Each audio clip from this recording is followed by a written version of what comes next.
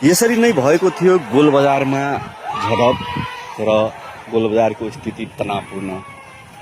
हेर्न सक्नुहुन्छ दुई पक्षबीच यसरी ढुङ्गामुन्डा भएको थियो र त्यस पश्चात स्थिति नियन्त्रणभन्दा बाहिर गयो र जिल्ला प्रशासन कार्यालयले कर्फ्यू लगाए पनि गोलबजारको अवस्था तनावपूर्ण बन्दै गएको थियो।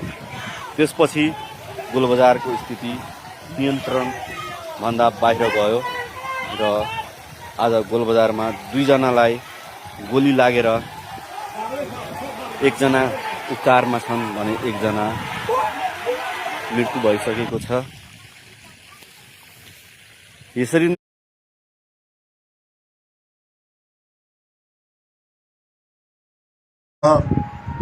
उचित समय आएपछि म केही प्रमाणसहित म अवश्य पनि हजुरहरू समक्ष आउनेछु भन्ने कुरा मैले राखेको थिएँ।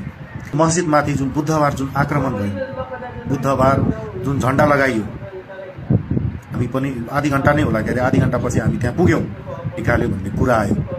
धेरै खुसी लाग्यो मलाई। हो, हाम्रो समाज त्यही हो के। हाम्रो फेरि पनि बिहीबार पनि त्यस्तै दुर्घटना घट्यो।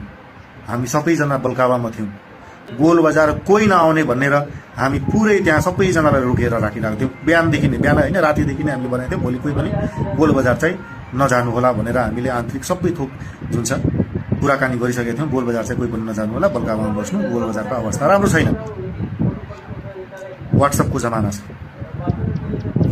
आन्दोलन जे घटना जहाँ घट्यो, एकदमै नराम्रो घटना घट्यो, प्रतिकार हुनुपर्छ, आन्दोलन हुनुपर्छ। जितमा बसेर फेरि बिहीबार पनि तोडफोड गर्नु। वाट्सएपको जमाना छ, वाट्सएपमा मेसेज गरिदिनु भयो ग्रुपमा, हामीलाई मार्यो, तपाईँहरू आउनुहोस्, बचाइदिनुहोस्, हाम्रो ज्यान बचाइदिनुहोस्, जोगाइदिनुहोस्। त्यतिखेर पनि हाम्रो साथीहरूले त्यहाँबाट ननिस्क्यौँ, पुलिस प्रशासनलाई जानकारी गरौँ भनेर त्यहाँबाट हामीले पहल गरेका हौँ। हुँदै केही साथीहरू त्यहाँबाट गोलबजारबाट निस्के। जब केही साथीहरू निस्किनु भयो त्यहाँबाट र निस्किनु कोही पनि तपाईँ साथीहरू निस्के बल्कावाबाट। हामी केही साथीहरू बस्यौँ त्यहाँ, बढी होइन 2 देखि 3 मिनट होला, बस्यौँ हामी 2-3 मिनट।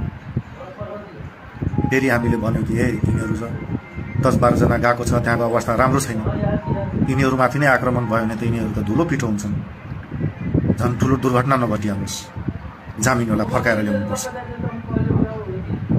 त्यसपछि पछाडिबाट हामी पनि बाइकबाट निस्केको। जुन सामाजिक सञ्जालमा तपाईँहरूले जुन फोटो भिडियोहरू जुन देख्नु भइरहेको छ, त्यो त झन् फर्केको बेलाको गएको बेलाकै होइन, त्यो फर्किरहेको बेलाको।